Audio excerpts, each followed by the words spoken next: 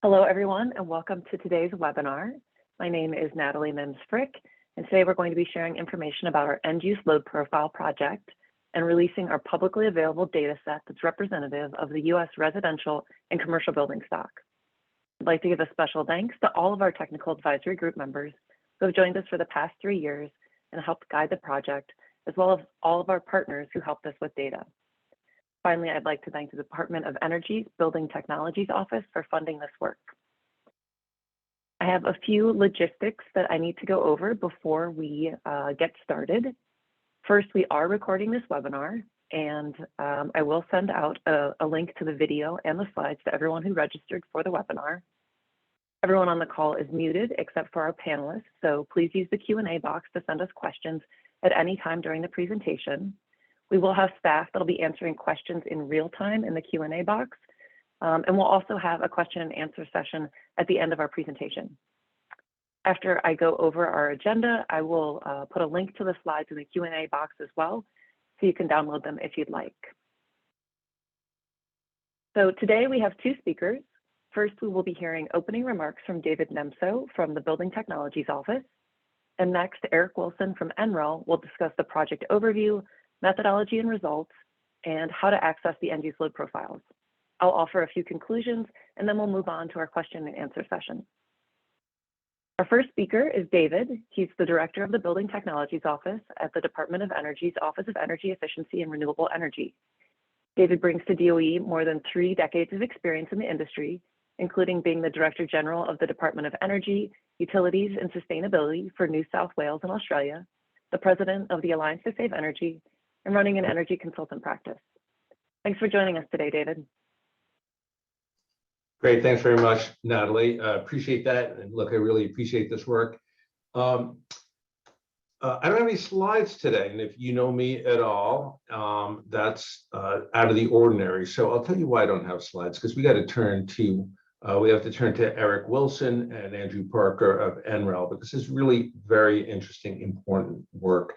I will say this, and I am happily to see that we have 544 participants and counting now, because this is such an important issue. This is why the U.S. Department of Energy invested in this this important work by NREL and LBNL and all the partners. And Eric will show a slide of quite a few of our partners without whom we couldn't have done this.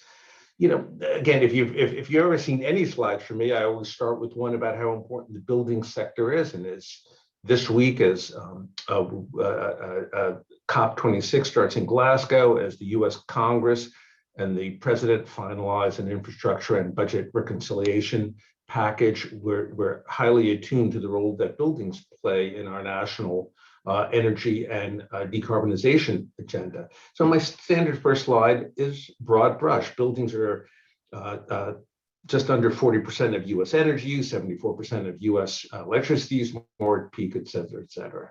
Over $400 billion. That's not good enough for people in our field, just to have those broad numbers, especially now, especially as our agenda at the U.S. Department of Energy, and I think around the country, for buildings is much more, we have a much more important role for buildings to play on the demand side than they have in the past. It is traditional energy efficiency. We do need to get the kilowatt hours down and cut waste, as well as the therms and other forms of energy use. But as importantly, a growing issue is when those kilowatt hours are consumed and by what. And we need to better understand the end use load profiles of buildings end users. It varies, of course, enormously, and Eric and team will talk about it by building type, by geography, by demographics and economics, and certainly by time of use. And that's what this project is about. And as our agenda, again, I'm going to focus on the US government and US DOE's agenda, but I suspect it's very similar for any of you who are in with a utility or a state energy office or PUC or others in energy management. Our agenda for the demand side is growing over time about grid interactivity, about demand flexibility, about integrating efficiency and demand side management with clean renewable sources.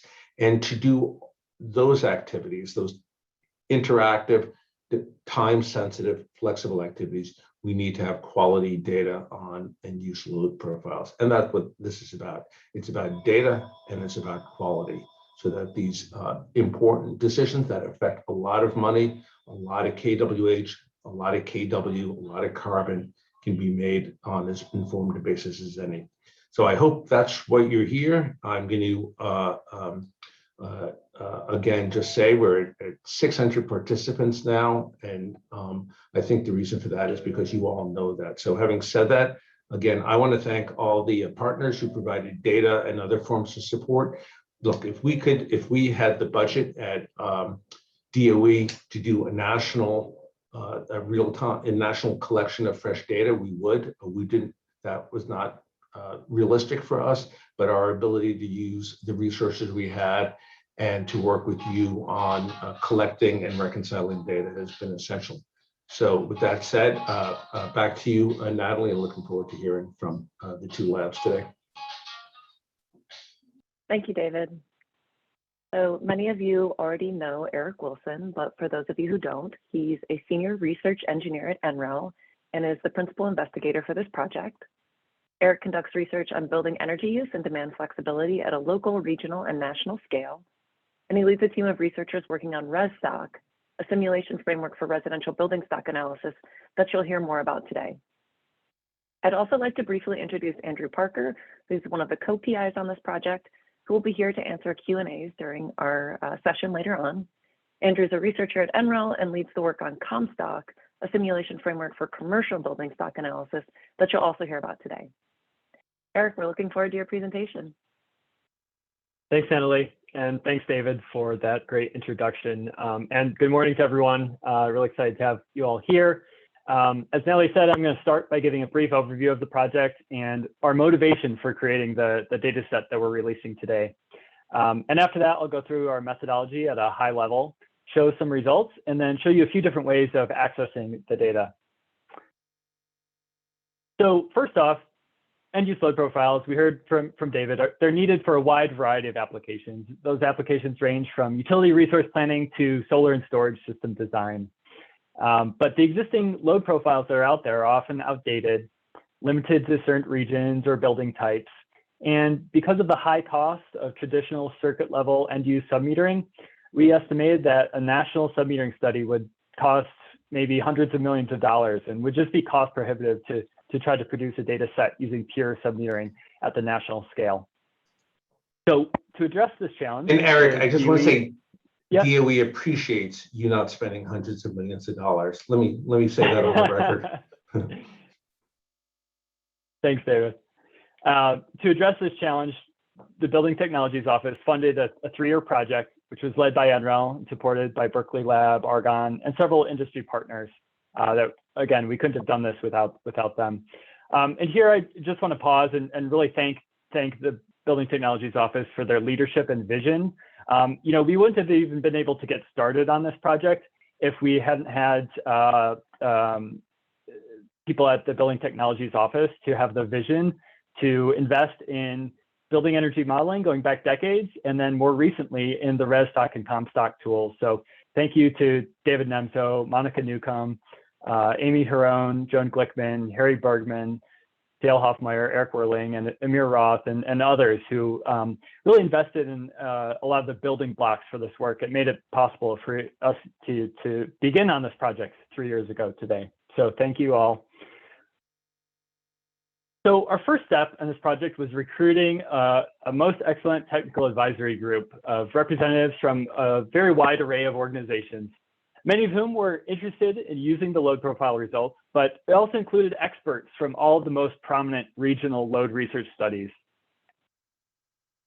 And in the first year of the project, we worked with this advisory group to identify and prioritize over 60 use cases for end-use load profiles. The highest priority of these use cases were ones that we used to inform the specifications that the load profiles that would result from this project would need to adhere to. We also began gathering data and identifying data gaps that we would need to address through the project. So that whole first year of work was documented in a report and a webinar recording that you can find on the project website. Now, today, we won't have enough time to cover everything we did in the subsequent 2 years of the project, all of the details of calibration, validation, and uncertainty quantification. Those details will be published in a report coming this winter. We will also be publishing an applications and opportunities report to describe use cases, including utility resource planning, transmission planning, peak demand management, rate design, and non-wires alternatives. For each use case, the report will describe why EndUse Log Profiles are useful and why the data set that we're releasing today is an improvement over the standard practice for these use cases. So with that context in mind, I will now provide a high-level overview of the methodology that we used for this project. The solution we developed uses physics-based building stock models that statistically represent the US residential and commercial building stock. And we use the best available load data to validate these models and inform their calibration. This included 2.3 million meters of data from 11 utilities and 15 end-use metering data sets. The comparisons to these empirical data sources informed over 70 improvements made to the models through the calibration process. And then finally, we're publishing all of the accuracy and uncertainty metrics so that users know how much confidence they should have when using the data set. All in all, this approach is able to deliver a national data set that's much more comprehensive and lower cost than would have been possible with a pure submetering study. But maybe more importantly is through this process, we've ended up with calibrated models that enable us to look at what-if scenarios involving efficiency, electrification, and demand flexibility technologies, which weren't part of the data set we're releasing today, but we're set up to do those in the future. So first, we use the Comstock and ResStock models to statistically represent the US building stock. These tools leverage decades of DOE investment in building energy modeling with the Energy Plus and OpenStudio tools. And in contrast to approaches that use a handful or hundreds of prototype models, Comstock and ResStock use thousands or hundreds of thousands of building models to represent the stock. For this effort, the EndUse Log Profiles data set, we used 900,000 models. And this number is based on some previous analysis of how many samples are needed to get results to converge for different subsets of the stock. And to build up these 900,000 models, we sample from a database of building stock characteristics that are derived from dozens of public and proprietary data sources, all of which will be documented in the forthcoming report. Now, the underlying Energy Plus simulation engines calculate heat transfer and energy flows of the buildings at sub-hourly time steps, and therefore they can inherently produce load profiles. But before this project, the calibration of Comstock and ResStock largely focused on just annual energy use and not the time series outputs that the models can produce. So what empirical data do we use for calibration and validation? Well, the project timeline didn't allow for deploying new measurement devices, so we had to gather data that was already being collected by others. And before I summarize the data that we ended up getting access to, I just wanted to briefly thank everyone that helped with this data gathering process. The organizations shown here either shared data with the project or helped us find data in one way or another. A few already had data sharing programs in place and were kind of leading on the leading edge on that front. And overall, it was just really inspiring to talk to folks from across the industry and see the excitement that they had in what we were doing and their willingness to help us. One of the main types of data that we use for validation and to inform calibration was utility meter data. Over the past decade, there's been a massive rollout of advanced meters. We now have over half of meters in the US are able to collect hourly and sub-hourly data, but much of that data has not been put to use. We had conversations with dozens of utilities about using anonymized meter data for this project. Ultimately, we got access to data from 2.3 million meters from 11 utilities in time to use it for this project. And to be clear, we are not publishing any of that data. We've just used it internally for validation and to inform calibration. Really can't be overstated how long of a process it was to obtain this data. It took over a year on average to get NDAs in place and to get the data transferred. Part of what made this so challenging was that for commercial buildings, we needed to know the building type and the floor area that each meter serves so that we could do apples to apples comparisons with our models. Most utilities don't have that information for their meter data, so we had to work with utility staff to assign building type and floor area to each meter. That process, originally we were going to travel out to utilities and work with them within their systems, but of course that was made much more difficult having to do that remotely because of COVID travel restrictions. And in most cases, we didn't directly have access to the meter addresses, which made it very difficult to detect misclassified building types or incorrect floor areas down the line. For example, if a building is served by 10 meters, but we only had data from 8 of them, the per square foot use intensity would be biased low, but it wouldn't be low enough that we'd be able to detect that as an outlier. So this means that we generally have more confidence in the shape of the commercial meter data than in its per square foot magnitude. For this reason, we supplemented the commercial meter data with comparisons of annual energy use intensity from EIA surveys like CBEX, as well as data from benchmarking ordinances from cities and states around the country.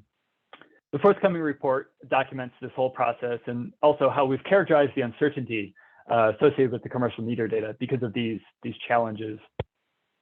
Now, as I'm sure you're aware, utility meter data only tells you the whole building load, which is really useful for evaluating the accuracy of peak demand and timing, but it doesn't tell you the breakout of end uses. Sure, you can infer heating, cooling loads by looking at the response to weather, and you can infer some commercial operation schedules. But to break out the end uses, you need to supplement with other types of data. This category of commercial end use data was the largest data gap that we identified at the beginning of this project. To fill that gap, with the help of our advisory group, we contacted over 60 organizations that we thought might have useful data. Ultimately, we procured data from 10 organizations, primarily building automation system and other miscellaneous sub-metered end use data. We also needed to compensate the organizations for their time to gather, organize, and transfer the data, because in most cases, the data was not an off-the-shelf product. It was just data that they had collected for some other purpose, but were willing to share with us anonymously for this collaborative effort. So this whole process was documented in an ACEEE conference paper, so you can find out more details about how that all worked. And to summarize, for commercial buildings, we see this diagram where we're summarizing the data that we use for validation and calibration. There were 10 meter data sets that we grouped into 4 regions for commercial, and these were primarily used to validate the hourly shapes. Then, as I mentioned, there were various EIA data sets and benchmarking data that we used to be able to look at annual energy use intensity with higher confidence. And then finally, the end use data gave us a ground truth for the end use schedules. On the residential side, we had 8 meter data sets that we organized into 5 regions. Likewise, we had data from various EIA surveys, including the EIA REX data. And on the residential side, we were very fortunate to have 5 end-use data sets from different regions that were readily available. And again, this is a case where there's great foresight by organizations, NIA and others who have invested in these sub-metering efforts in various parts of the country. So this wouldn't have been possible without their foresight and investment in this area. On the residential side, we also had load research data or hourly load profiles for the whole residential sector for 16 more utilities, which provided another facet we were able to use for validation. But no one single data source of any of these tells the whole story. Some are hourly, but regional, and others are annual, but available everywhere. Together, they give us a pretty decent picture of the accuracy of the models. It is kind of like a Rubik's Cube, though. If you make a change that's informed by a comparison to one data source, it could make the comparison to another data source look worse. And in some cases, the data sources just disagree with one another. But overall, this multifaceted approach was at the core of our strategy for validation. So moving on to calibration, what did that process look like? Well, as just described, we had organized the meter data into 4 commercial and 5 residential regions. Each of these regions became a phase of calibration, where we focused on making model improvements relevant to that region. By design, our calibration process did not involve automated or manual tuning of inputs to minimize error, as is pretty common for calibrating individual building energy models, where you don't know some parameters. But because that's an underdetermined problem, it often leads to getting the right answer or energy use for the wrong reason. Maybe you tuned thermostat set points instead of insulation levels or something like that.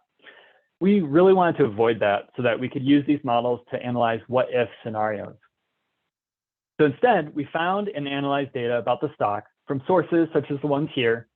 And these data usually took the form of increased accuracy, diversity, or geographic resolution of the input parameter distributions that are used as inputs to Comstock and ResStock. All in all, the 70 improvements are thoroughly documented in the forthcoming report. I'm just going to highlight 2 of those as examples of the changes we made through the calibration process.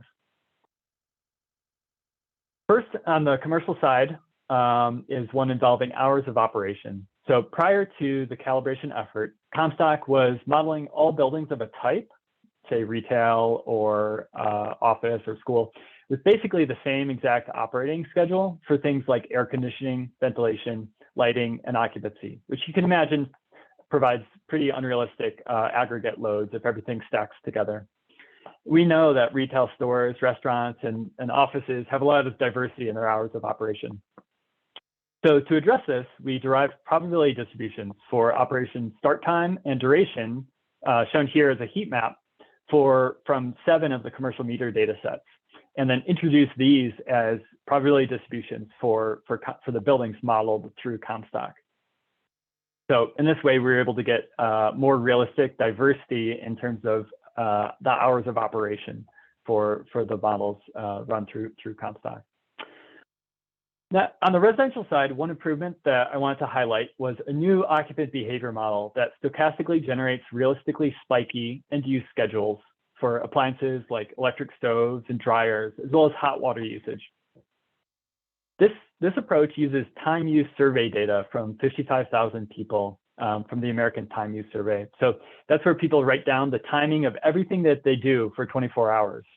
And that's kind of the source of the occupant activity behavior that we're modeling. And then we use that to generate end-use profiles that we then have validated against real collected data on end-use patterns. So this approach lets us represent both individual and aggregate load profiles realistically. You can see here that a peak day profile for one home is compared to a profile aggregated for 1,000 homes. And you can see how the behavior, which is quite spiky for an individual home, which is needed for some use cases, it gets smoothed out when you aggregate those up, which is important for use cases that are using the aggregations of load. Okay, moving on to the 4th and final element. The report coming out this winter will contain all of the comparisons to the various empirical data sets that I've mentioned. Worth emphasizing that when we say that the model is validated, that doesn't mean that the outputs perfectly match the empirical data, which is probably impossible, but also might just mean that the model is overfit to any one particular data source. Validation just means that the model accuracy was evaluated and reported so that dataset users know what level of confidence they should have when using the data. Now, we won't have enough time today to cover all of the many validation comparisons that will be in the report, but I'm just going to give you a taste and then highlight a few of them, talk through a few of them so that you can get a sense of where we end up with validation.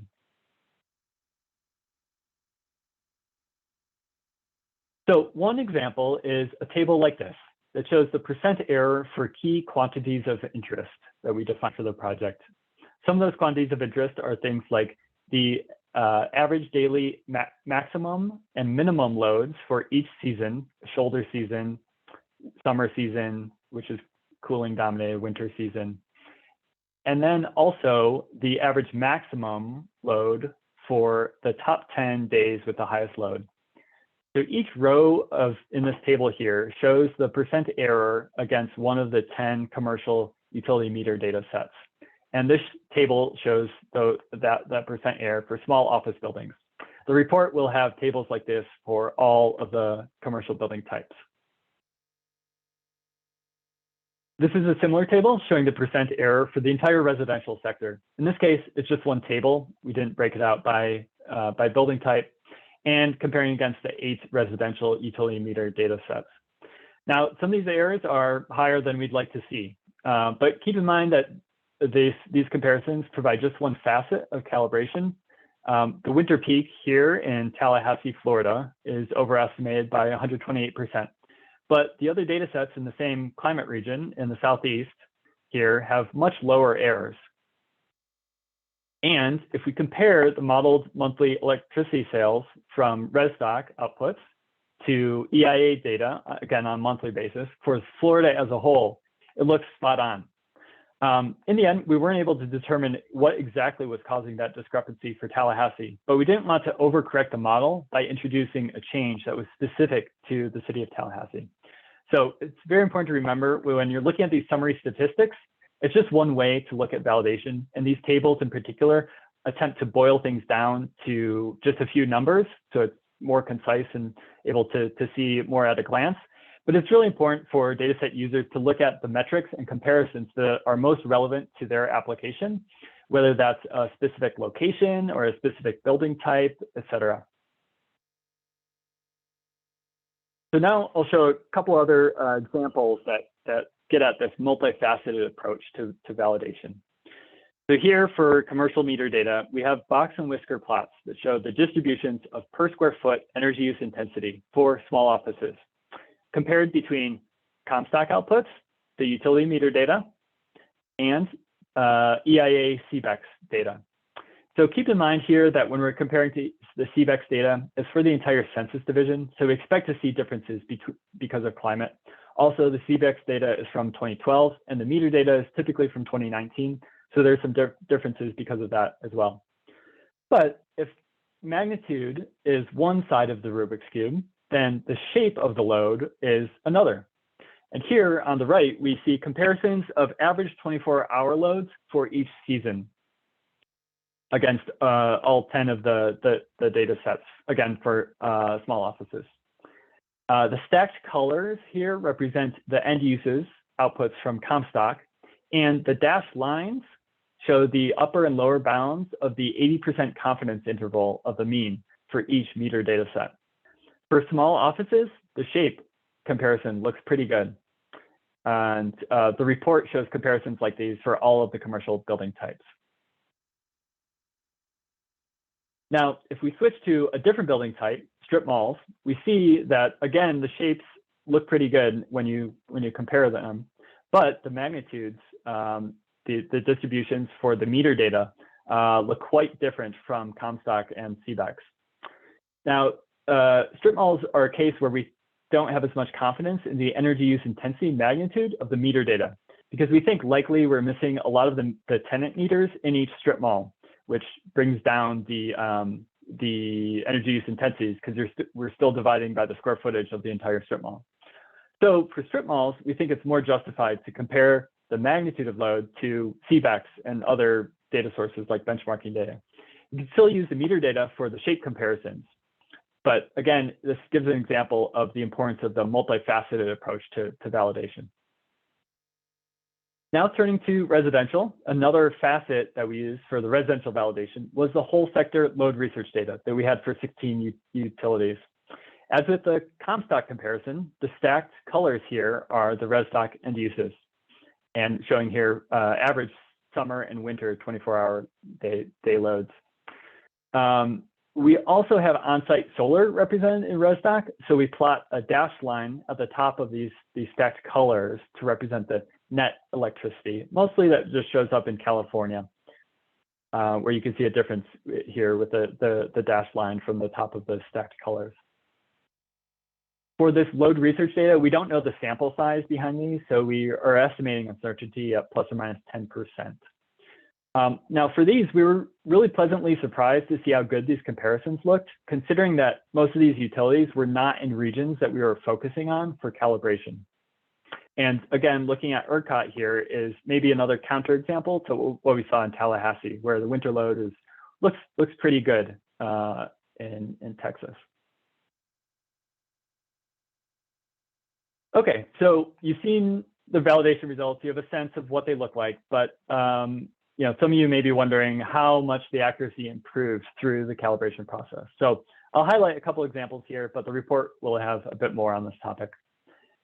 Because we had access to the Fort Collins, Colorado data set when calibration began, it made it easy to do a before and after comparison. So here's a comparison for 2 commercial building types. Before calibration, we see that full service restaurant loads were being overestimated and small offices were underestimated. After calibration, restaurants look much better, and small offices, they improved, but they still look low compared to the meter data. On the residential side, we can use the load research data to do a similar comparison before and after the whole calibration process. And so here we're looking at just 2 examples, Baltimore Gas and Electric and ERCOT, which covers most of Texas. And these are 2 different years of data, so there'll be some weather differences. But before calibration, there was significant overestimation of both winter and summer peaks in both of these locations. After calibration, we saw a significant improvement in both the shape and the magnitude of load in both of these locations. There's still some outstanding discrepancies, but we were, again, pretty pleased with how things changed after calibration. And one thing that I want to point out here is just how striking it is to see the change in the non-heating end uses here. It's particularly striking how much those changed before and after calibration. We made a lot of improvements to the saturation of appliances. So like how many dwelling units have a dishwasher and in-unit laundry, which is particularly important for multifamily buildings. And then also updating the LED lighting made a big difference. But anyway, it is really striking, I think, to compare these non-heating, non-cooling end uses between these two plots here.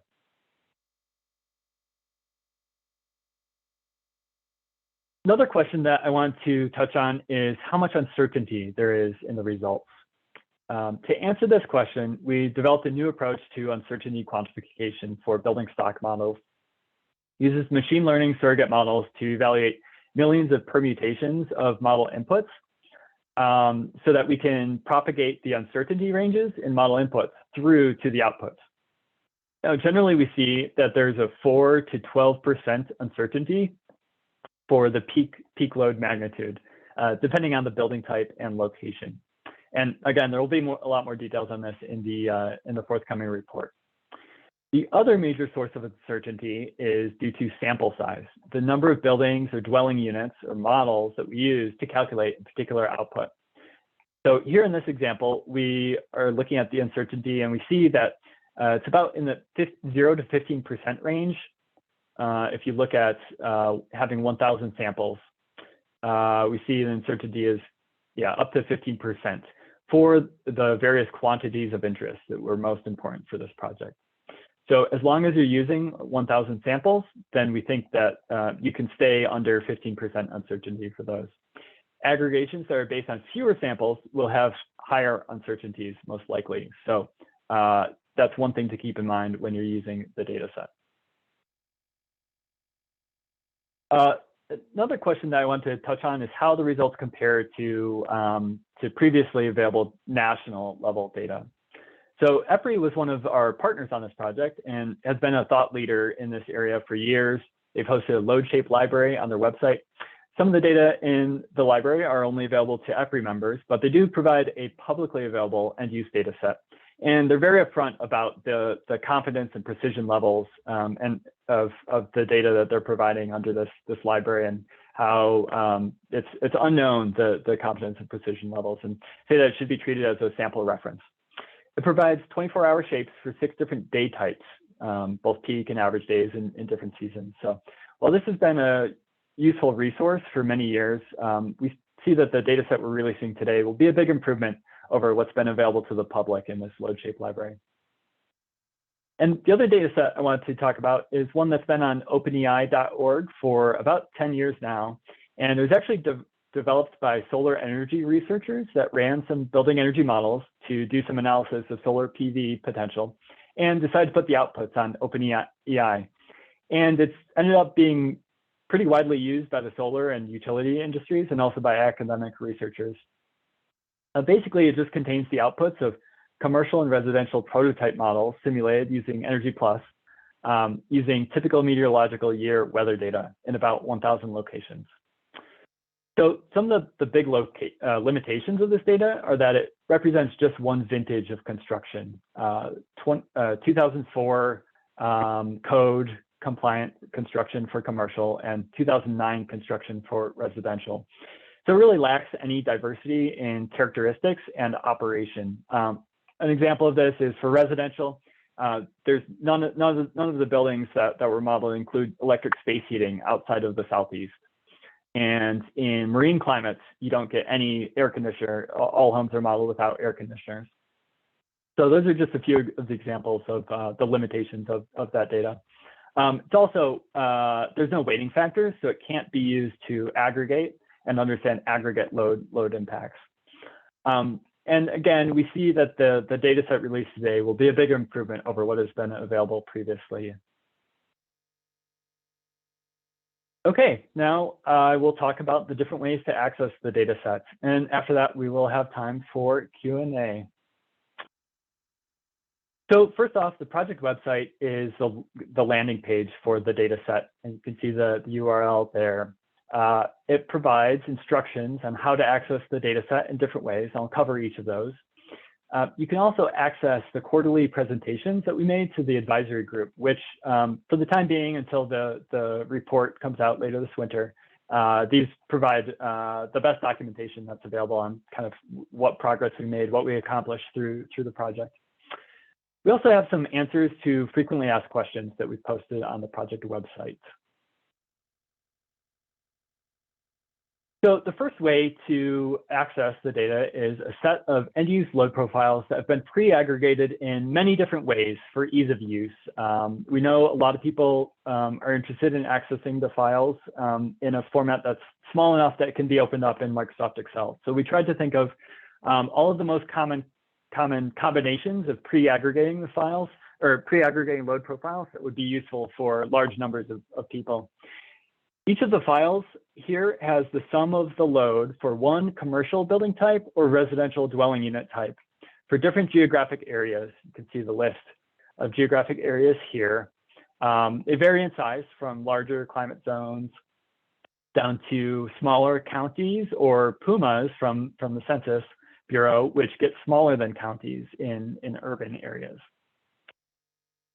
These pre-aggregated files have a full year of data and are available for 2 different weather years, 2018 and then a typical meteorological year of weather. And in both cases, the building stock that they represent is circa 2018. And in addition, we provide a way to look up the building characteristics for each of the buildings that are contained in these aggregate files. So here's an example of one of the pre-aggregated files showing the aggregate load for retail buildings in Jefferson County, Alabama.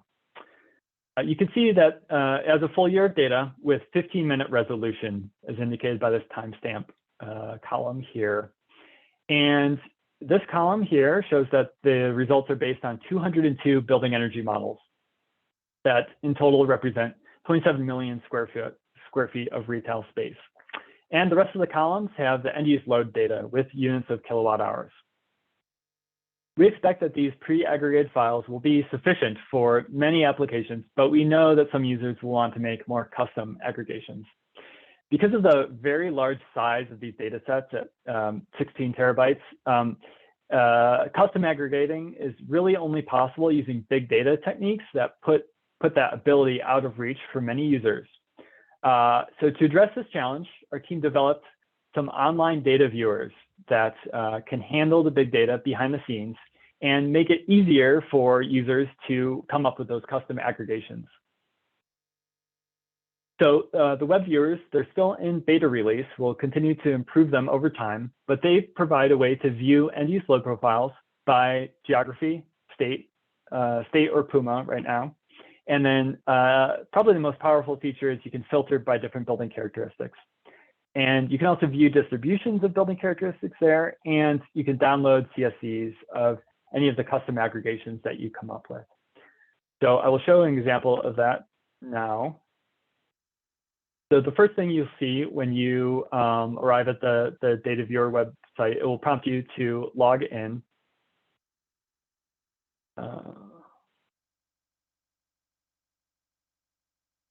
And looks like the video is not working. Oh, there we go. Just had to turn the laser pointer off. Okay, so you'll be prompted to log in. Once you log in, you'll see a choice of data sets to choose from. The various data sets are split out by year. So if you want the ones with the 2018 weather, use those. If you want the typical or TMY weather, then select those. And then some of them are aggregated by states, some of them are by the PUMA, those PUMA regions, which are much more geographically granular, but are, these data sets are for different census divisions, just because they get so large with the PUMA resolution. So you can click on a data set to load it, and the data set will load. And one thing to keep in mind when you're using this, if somebody else in the world has already done a query, then it will load pretty quickly for you. But if nobody else has done that particular query and doesn't have cached results to draw from, then it could take a few minutes to get results back. So one thing you could do, by default, this is showing all fuels. So you can choose from the dropdown to just look at electricity use. And you see a map of US states just showing the aggregate energy usage in those states. You could get a preview of the time series outputs down here.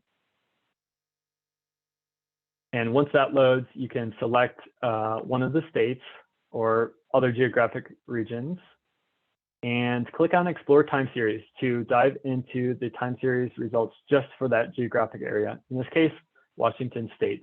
And this is the residential example. And then you can look at different aggregations.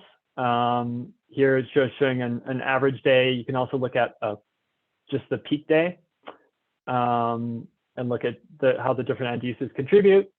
And then you can look at an average week for the whole year, or you can use the month constraints to filter down to just an average week or day in a particular month or range of months.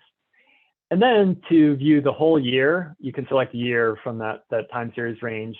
And this is showing, it would be difficult to plot this with an hourly or 15-minute resolution. So the whole full year is plotted with a daily resolution, so daily sums of energy use. But you can, when you export to CSV, you can export it with 15-minute resolution, a full year of data with 15-minute resolution for this custom aggregation that you've come up with. So now to really where the customization comes in. You can add different filters. In this case, water heater efficiency. We're picking just those homes with heat pump water heaters. And you can click on update search. And so now it's just that subset of homes. And then you can click on 15-minute export. And then that file begins to download. And there is your custom aggregation. So here's an example of what that custom aggregation file looks like with a 15-minute resolution, full year of data for the heat pump homes with heat pump water heaters in Washington State. Now, one thing to be aware of is you can only do that filter if there's enough homes or buildings that meet that particular criteria. So if we looked at heat pump water heaters in a different state where they're less common, there may not be enough samples to get a good enough answer about what the load looks like in a different state. So keep that in mind when you're filtering. But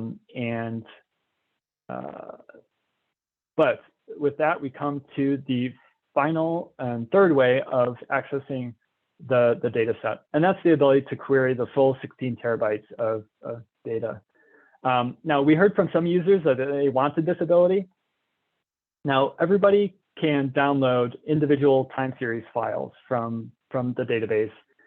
This screenshot just shows an example for I've navigated to where we have residential individual profiles for the state of Alabama, and I think there's 9,000 of them here for that state. So anybody can download individual time series files or building models, but querying across many of them requires big data techniques. We will provide an example query that users can copy and pattern after for doing this on their own. But there's the structure of this. There's folders with a series of these Parquet files that are in the Amazon S3 bucket. Again, these all have a full year of data for those two different weather years. And we're also providing the 900,000 building energy models that are available in Open Studio format. So modelers can use those for their own analyses. You can also download time series weather data. This is another thing that was requested by folks on our advisory group, so that you can do regression models using the weather data, or other types of load forecasting using that weather data. We provide a README file that documents how all the files are organized in that raw database. And then one other thing I want to highlight is there's a metadata file, a TSV file that is large, but can be opened up in Excel. And it contains all of the building characteristics and annual energy outputs there's one for residential and one for commercial that has all of each row is a different one of the 900,000 models that was simulated. So you can use this standalone. If you don't need the time series, you just need to look up the characteristics. It also has annual energy use outputs in it. So that could be useful for some folks who don't necessarily need the time series outputs. And it can also be used to look up the characteristics for time series files of interest by looking up the building ID. So with that, hopefully it gives you a sense of what's available in the data set and how to access it. We'd love to hear your feedback and any questions that you might have. And with that, I'll turn things back to Natalie to wrap up. Thanks, Eric. That was a great presentation. Lots and lots of information. I see we have lots of questions coming in. So if we can go on to the next slide. I have just a few next steps that I wanted to share. First, if you want to stay informed about the project, you can sign up to receive updates, and that's that link in the first bullet. And then the load profiles are available, as you just heard, and we're eager for you to access them. And we'd also like you to let us know if you have questions about it, and that's what the email in the second bullet is for. So if we don't get to your question today, you can definitely use that. We have two forthcoming reports, which Eric talked about. The first one's on the methodology and results of the model calibration, validation, and uncertainty quantification. And then the second one's going to be on applications and opportunities to use the load profiles. And we'll reach out to those of you who have signed up to receive updates in the first quarter of next year with follow-up questions about your experience using the data, as well as additional project information. And then finally, we anticipate building on this project and developing EndUse saving shapes, something that we talked a little bit about with our technical advisory group, and they expressed a lot of interest in it. We'll share relevant information about our progress to those of you who signed up to receive project updates on that. And then I have two really quick yes or no poll questions that I wanted to ask. So I believe that I've launched them. Eric or Andrew, can you give me a thumbs up if you see them? Yes, perfect. Okay, so the questions are about the EndUse saving shapes. The first one's for follow-on EndUse saving shapes. Would you or your organization be interested in providing feedback on prioritization of the measures? And then the second one is for follow-on EndUse saving shapes projects. Would you or your organization be interested in providing technical guidance on the representation of specific measures or technologies based on your expertise? And I see that we have people answering those, so I'll let that run for maybe 1 more minute. And then Eric, if you want to go on to the next slide while people answer that, I have some resources that I wanted to highlight. So this first one is on publications and software that we have available. And this is, I believe, most of our research that we've done thus far. And so feel free to peruse those at your leisure. And then if we go on to the next slide, that has presentations. And I will note that the first bullet in the presentation slide is our technical advisory group presentations, and that has 11 different presentation files that record the progress of this project and how we went through solving problems and questions that were posed, and just it's a rich source of information about the project that are available to anyone who'd like to look at them. And I believe that the next slide is for questions, and it looks like our poll is pretty much leveled out, so I will end that. And lots of you said yes. I'm not going to share the results because it's not that important to all of you. It's important to us. And we'll move on to Q&A. And so, Eric, I don't know if you have a question you want to start with, or Elena or Andrew or anyone from the NREL team. I'll let you kick it off. Awesome. Eric, awesome presentation. We have quite a few questions, so we'll see how many we can get through. Let's start with, can you talk about what, this is from John Wilson, can you talk about what efforts were done on rural validations and on natural gas validations?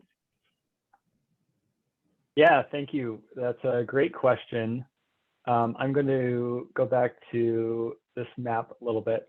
So we did have some of these data sets included rural areas. I'll just call out a few of them. ComEd is one where it included much of northern Illinois, including rural areas. We have Shareland, Michigan, which is a lot of rural areas in northwest Michigan, and then Vermont is another one. So there were rural areas. We didn't get too much into looking at differences, specifically focusing in on rural areas versus urban areas. There was one exception where we did look at that, and that was in looking at the American Time Use Survey for residential to see if there were different patterns in how people behave in rural areas versus urban areas. And there'll be some discussion of this in the forthcoming report.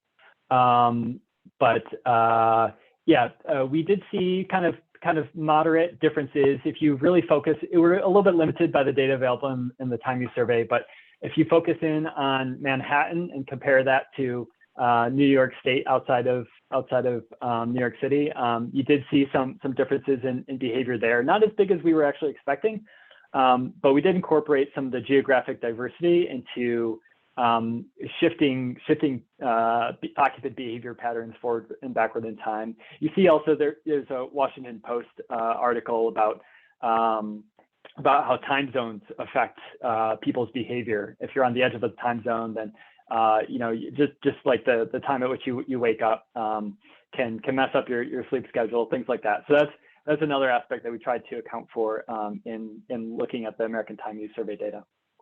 And then natural gas versus electric. Our focus for this project was to produce electric end-use load profiles. Our models produce gas and fuel oil and propane outputs as well, which we are making available. And we did use comparisons to natural gas, measured natural gas data. We did use those through our calibration process to inform the changes we were making through calibration. We didn't have access to any hourly natural gas data. Most of the gas data we were comparing to was monthly or annual in nature. But we think that the natural gas estimates that we come up with on an hourly basis are, things are going to behave pretty similarly to the electric heating signal for electric heating and water heating and whatnot. So we think things are pretty good, but again, we didn't focus on natural gas as much for calibration and validation. All right, next question. Based on this is from Paula Hemmer. based on the errors, do you recommend using this data at the regional, state, or sub-state level? Yeah, it's another great question, Paula. You know, in some ways it depends on your application. I would recommend using the data from the region that, or the geographic aggregation that corresponds to what you're interested in. Because the data will have reflects the differences in the building stock in different areas, even on a sub-state basis. Then if you're interested in, say, Chicago versus the whole state of Illinois, then we recommend using results from just Chicago or Cook County or the surrounding counties, because that's going to better reflect what the building stock looks like in those counties versus the rest of Illinois. So the one caveat to that is, I alluded to this a little bit. If you're looking at a sub-state level that is has pretty low population, rural areas, our models are going to have a lot fewer samples that have been generated in those areas, because our samples are assigned proportional to the number of real buildings that are out there. So that's just something to keep in mind. If you go to a rural area and you look at one of the pre-aggregated files, you might see that there were you know, relatively few number of models used, which means that you will have more uncertainty in the results. So ultimately, you have to make a call about whether it's better to really represent the stock just in that small area, or have enough samples so that you get more confidence in peak demand, for example. So one thing you could do is, if you're looking at one county in Iowa and you don't have a lot of samples there, you can look at aggregating across the surrounding counties, several counties, until you get more models. You know, 1,000 is a good rule of thumb in order to reduce uncertainties across all the quantities of interest. So you can aggregate across those similar geographies if you think the building stock's not changing too much across those, until you have enough models that you can use for your application. Thanks, Eric. Next question is from Jose Sedano. Have you considered how the residential profiles have changed due to new working from home patterns? Yeah, another great question, and one that we get a lot.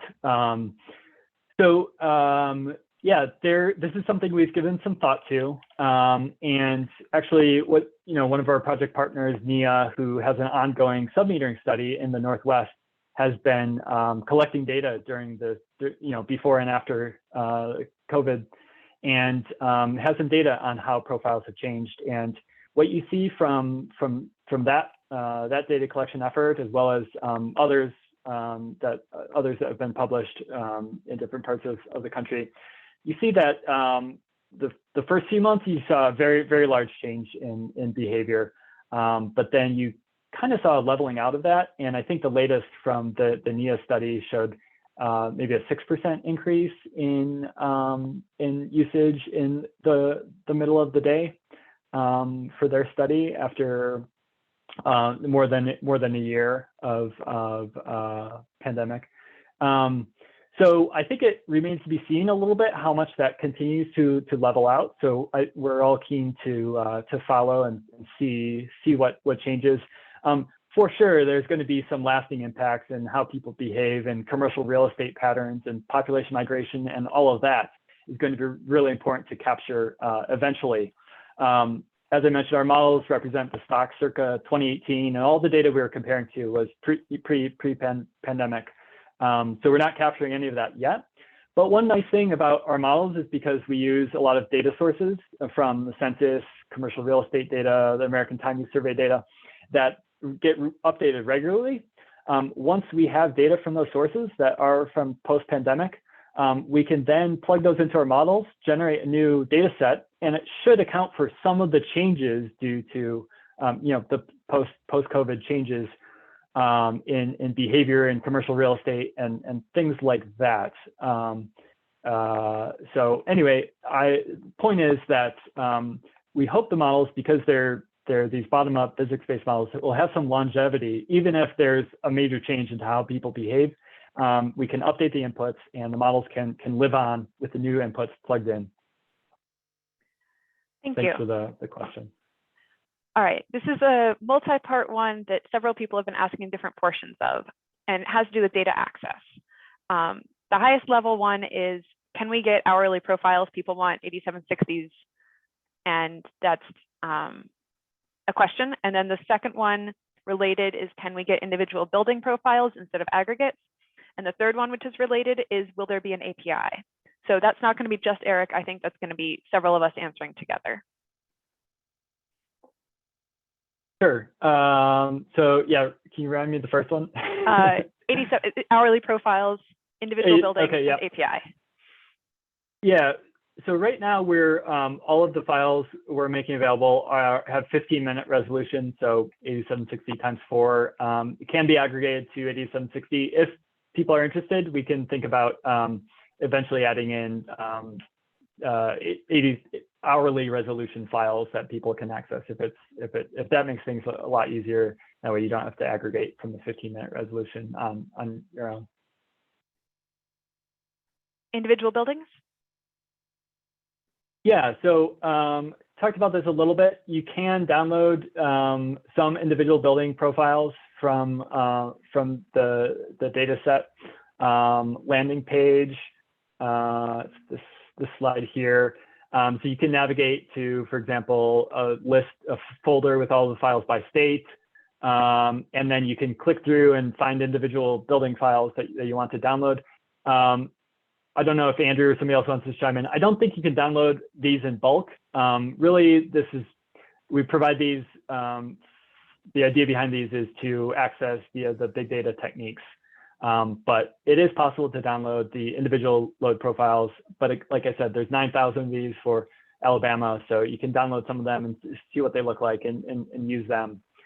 You can download the individual OpenStudio files as well. But yeah, I don't think there's a way to download those in bulk.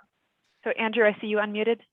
Yeah, so to follow up on that, Eric is showing the way that you do this through a web interface where you find the file and you click on it and download it. And that's totally, you could, as much patience as you have, you could download every single one of those. The data is actually stored on an Amazon AWS S3 bucket, which is publicly accessible. And so you can use, and we'll provide tutorials for how to do this. You can use Python or another scripting language to load up the data set of building characteristics, filter down to the IDs of the buildings that you actually want to download, and then have the script download just those files for you. So you could download as many or as few of them programmatically as you want. I probably should also answer the API question at the same time. So there won't be a web API in the traditional sense of a web API. However, like I just said, because this data is all stored on an Amazon Web Services bucket, there are many programming languages that have APIs that allow you to download and access that data directly, so downloading individual files. And then the other piece of it is doing aggregations of that raw data like the web viewer does, but programmatically. That is something that you can use several different cloud big data services and hook the cloud service to this bucket of data and effectively treat it like a database and run queries. We will also be providing tutorials for how you set that up yourself. So it's not an API in the traditional sense, but it will be programmatically accessible for people that are trying to do their own aggregations. And is there some thought of making, identifying like the most representative or certain buildings that might be of more interest than the other several 100,000?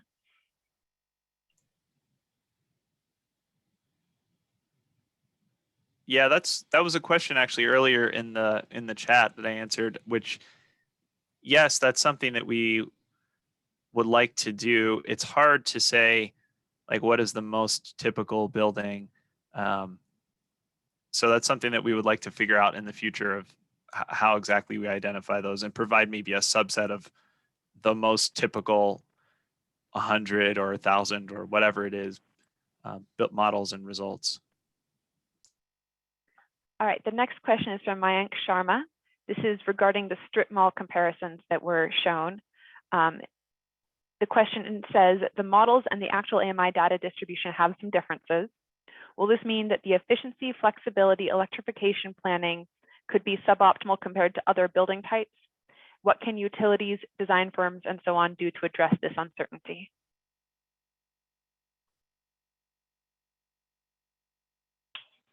Andrew, do you want to take that one too?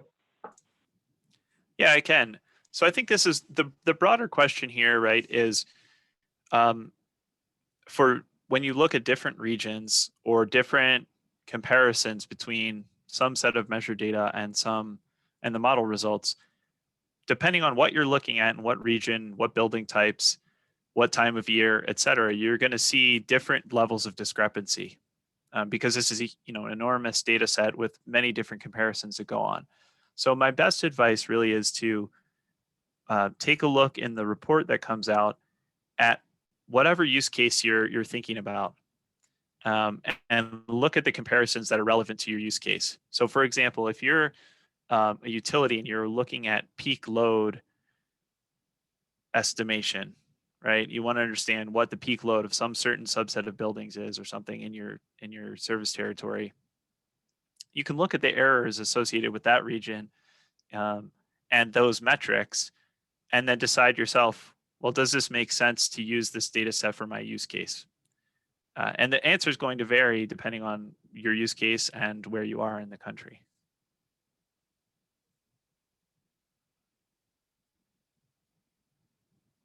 That's all.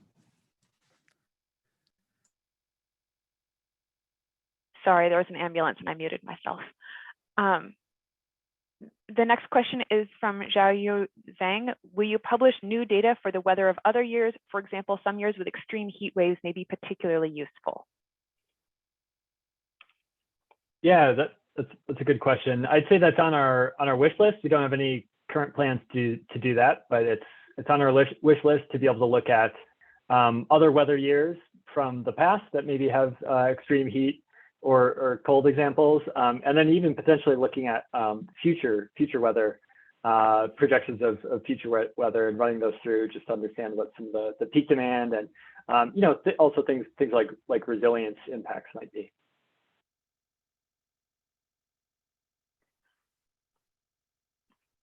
Next question is from Joan Effinger. Will data be available as to what technology mixes comprise the end use? For example, electricity indoor lighting could be a mix of LED, CFL, incandescent, and so forth. Yeah, so I guess generally you can look at the building characteristics files that show you that mix of technologies. Pull up this example. This is the full metadata table for the 550,000 residential dwelling unit models. So you can see here how there's some variety in things like cooking range type and fuel type. Also some variety in clothes washer, whether there is a clothes washer or not, whether it's Energy Star or standard. Differences in clothes dryer. So similarly, we have some variety in lighting technology types, and basically every different characteristic that affects energy use in buildings. So yeah, these are something you can access, and the building ID for each of these rows is something that you can associate with the buildings that comprise the different aggregates. All right, the next question is from Robert Phillips.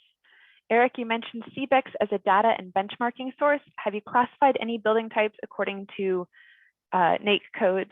How does the organization of your data sets and building types compare with those used in the Energy Star Profile Manager?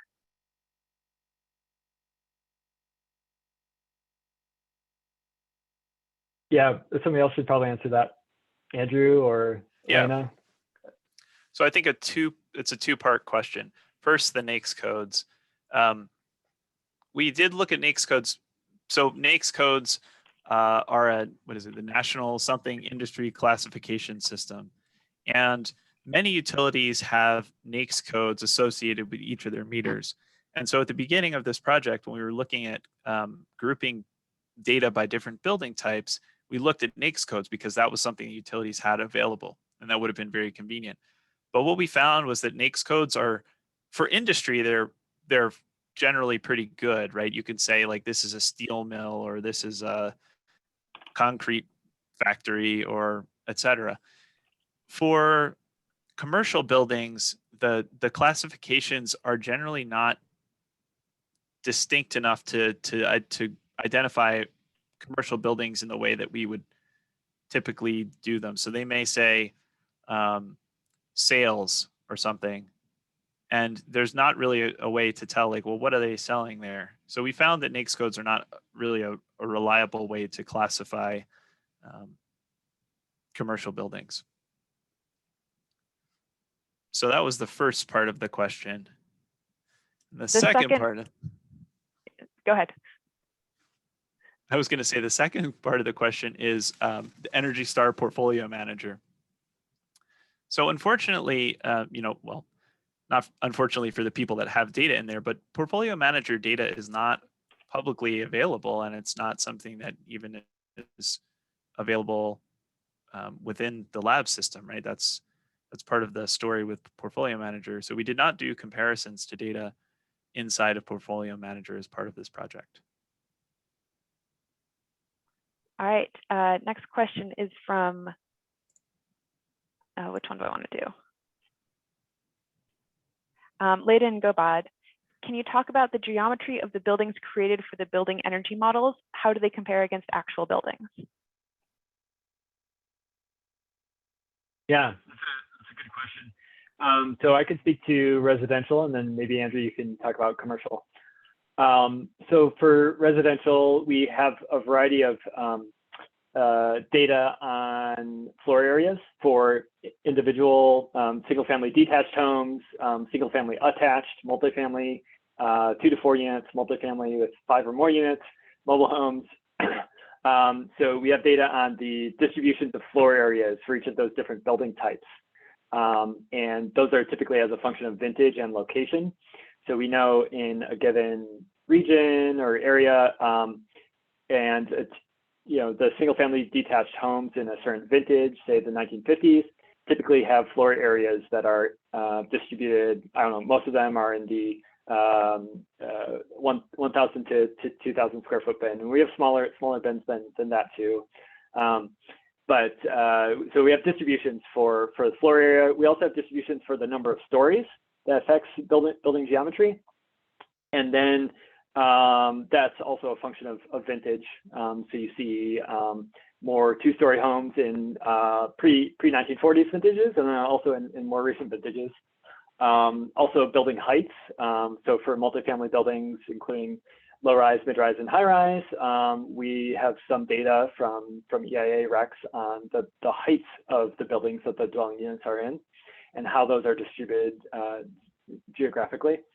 And then also foundation type is also a component in geometry, whether it's a basement or crawl space or slab, and how that affects heat transfer. Attached garages is another component of that. The one aspect we don't have great data on is like the aspect ratio of buildings and how maybe that changes, but a lot of times that kind of is a reflection of all those other parameters I talked about, like the floor area and garage and number of stories and things like that. So anyway, that's a summary for residential. Andrew, do you want to talk about commercial geometry? Yeah, so for commercial, we actually do have a distribution of floor areas,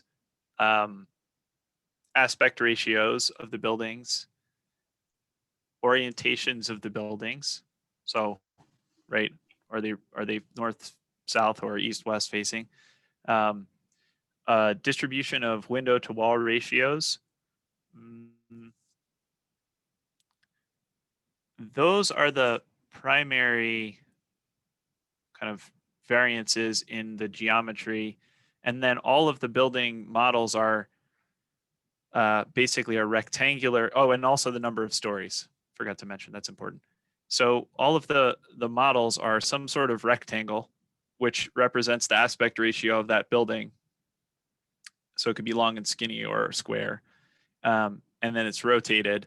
And then the number of stories is, reflective of the number of stories that we have in the data, in the distribution. All right, I think we're going to do one more technical question and then a couple of questions on next steps. If we didn't get to your question, we'll try to answer most of them by the chat, or we will follow up via email. So final technical question from Kelsey Fahy. Will there be clarity on which thermal end uses are in terms of electricity or fuel needed to run the equipment versus the heating or cooling actually provided? So yeah, if I'm understanding correctly, so in the outputs, each end use has a label that has the fuel type and the end use. So if it says cooking, it says cooking electricity or cooking gas. So that's kind of built into the end use labeling. So hopefully that answers the question. All right, next question is from Eric Foley. Do you also include market rate, affordable housing, senior housing, and other such labels in the breakouts? That's not something that we're including. It's something that I'd say I haven't given a lot of thought to, but would be interested in thinking about how that might be able to be done.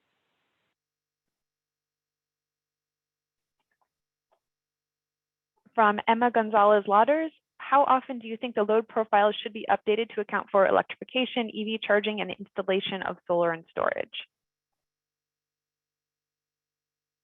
Yeah, that's a great question, and maybe requires some speculation about the future and how quickly those things will will get deployed.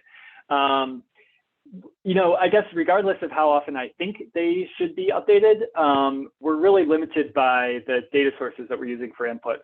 So data sources like RECs and CBECs and census data and time use survey data, et cetera.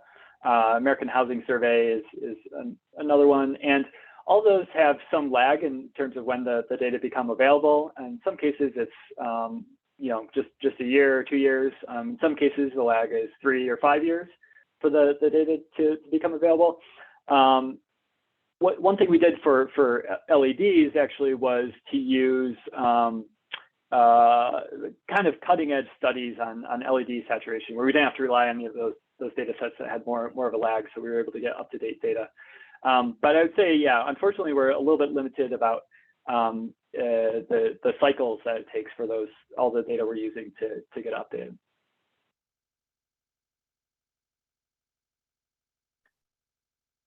And from Nathaniel Price, is there a plan to release a ResDoc data set that includes outcomes of energy efficiency measures? If so, is there a timeline for when that data set may be released? Yeah, that's a great question. That's something that we hope to be doing in the future. Can't say we're doing it for sure, but if we do something like that, that we're kind of calling that effort would be a end use savings shape. So it could have annual savings from different measures, but we would also produce the time series outputs from those measures run across the commercial and residential stocks. So again, no kind of concrete plans, but if we did that, I think we could start releasing it within at least a year. We could release a first data set running some measures. Some measures maybe need more work, more quality control and vetting than others. As we alluded to in the poll question, we'd like your help if you're an expert on some of these technologies. We think kind of a year time frame is when we would be able to turn out the first measures. All right. We have a few more technical questions that have come in. Natalie, do you want to go ahead and have 1 or 2 more questions, or do you have some wrap up you want to do? Let me know. No, I don't have anything additional to add, so we can just keep answering questions until 1:30 or whatever applicable time it is. I don't believe we'll get kicked off immediately at 1:30, but if we do, then we'll follow up with everybody via email because I believe we have most people's contact information. So keep going with the questions. Will do. All right.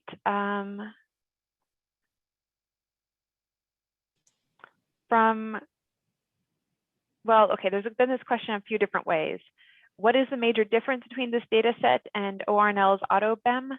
And can we integrate it with AutoBEM?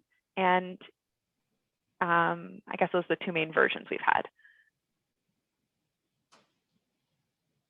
Yeah, from what I know of AutoBEM is it's representations of every single building that exists in a certain area. And I believe they just came out with a national set of representations of every single building, which is a lot more samples than we run, even though we run a lot of samples. And I guess the big difference is we don't try to model every single real building. Instead, we just try to model a representative diversity of the buildings that are out there and statistically represent all of the building characteristics and therefore all of the outputs from buildings that you would see in the real world without actually modeling all of them one-to-one. And will there be integration between the two? Don't have any plans to do that. There's also been several questions about information regarding scripts, sorry, I'm trying to aggregate several in my head at the same time. We mentioned providing resources to help people access things through AWS. Is there more details or timeline on that available? We've answered a few of these by typing, but I think there's more coming in. Yeah, I'm not sure. Andrew, do you have an answer to that? Yeah, so we'll be posting tutorials in the next couple of weeks for how to use the Python. We're going to use Python as our example, but how to use Python to do these aggregations and also to download the individual files.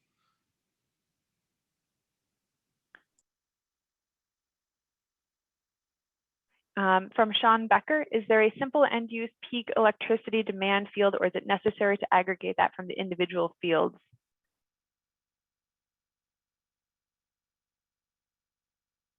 I don't know that off the top of my head. Do any of the other panelists? This also seems to be specific to commercial. Sorry, Andrew. I will go look right now. I think that there is. I think that's an annual, and at an annual level, not at the end use level. I think that there's an annual peak demand. Let me go check. What, yeah, I'm not sure if the question was about total across the end uses, so that you don't have to aggregate across the end uses, or an single number annual peak demand. I think it may have just been total across end uses, whether that's that we might guess, but it doesn't specify. All right, we'll let Andrew work on that. Are there plans to integrate the results of this into Reopt or Reopt Lite? Sorry, from Patrick Murphy. Yep, thanks. Yeah, let's see. I haven't touched base with the Reopt team recently about this, but I know they were interested at some point. So I can't speak for them as to if there's any plans to integrate them or not. I know the Reopt team and SAM team are interested in using these, and yeah, are excited to as excited to use the results as I think many of you are. From Alan Meyer, do you have any insights regarding MELs, which are miscellaneous electrical loads, and any special interpretation of MELs from the data? Sorry, any special problems of interpretation of MELs from the data? Yeah, it's a really good question. We'll have some discussion of this in the report, but some of the comparisons that we did to on the residential side, EndUse data sets, the RBSA metering study from the Northwest from NEA, which was done in 2012, and also the ongoing HEMS home energy monitoring study from in the Northwest. We compared some EndUse plots to both of those data sets, and as you might imagine, Alan, it is challenging with categorization. A lot of these EndUse submetering studies are just circuit level. Sometimes they're measuring the fridge with a kilowatt meter or something like that. So one thing that's challenging was disaggregating lighting and plug loads. Because a lot of times the circuit in your panel has combined lighting and plug load circuits, so you're not really able to separate those out. But we model lighting separately from plug-in lighting or we model plug-in lighting as part of overall lighting for ResDoc. So we were able to do an apples-to-apples comparison, kind of had to group together the plug loads with lighting and compare those across those three data sets. So that's one example that stands out to me as one of the challenges in interpreting the MELS data. Another classic example is portable space heaters, and you look at how those are categorized across those different EndUse data sets, and it varies whether those were separately metered and could be kind of added in as under the heating EndUse, or whether it was captured under plug loads and is not disaggregated from other plug loads. And yeah, there's other examples like that, dehumidifiers, humidifiers, things like that.